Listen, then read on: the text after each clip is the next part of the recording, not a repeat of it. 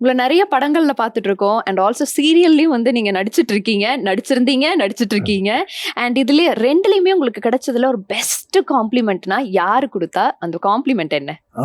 First Radhika madam சீரியல்ல அவங்க lead role பண்ண இதில நான் ஒண்ணு அசிஸ்டன்ட் கமிஷனரா பண்ணியிருந்தேன். அந்த சீரியல்ல நல்ல நேம் கிடைச்சது. நல்ல பயங்கர ஃபேமஸான ரோல் சார் அது. ஆமா. ஆ. Assistant commissioner. ஆ அது எப்படி எனக்கு வந்ததுன்னா, ஆக்சுவலா என்னோட ஃப்ரெண்டு சுமிரத்னம்னு அவங்க ஆஃபீஸில ஒர்க் பண்ணிட்டு இருந்தாரு. அவர் ஒரு தடவ WhatsAppல தான் அனுப்பிச்சாரு. ஒரு 1 மந்த்துக்கு வர்ற மாரி இருக்கு ஒரு அசிஸ்டன்ட் கமிஷனர் ரோலு. நீ பண்றியா? ஃபோன்ல கேட்க எனக்கு இதுவா இருக்கு. அதனால தான் நான் WhatsAppல கேட்குறேன்னாரு. நமக்கு அப்ப அந்த டிஃபரன்ஸ் தெரியாதனால, அதனால என்ன ரீச் ஆகும்னா பண்ணலாம். நல்ல ரோல் தான் பண்ணலாம் அப்படின்னேன். இல்ல, இல்ல 1 மந்த் வரும். நல்ல ரோல் தான் அப்படின்னாரு. சரின்ட்டு பண்ணோம். அந்த ரோல் நல்லா ரீச் ஆனதுக்கப்புறம் அது 1 1/2 இயர்ஸ்க்கு மேல அப்படியே கன்டின்யூ ஆச்சு.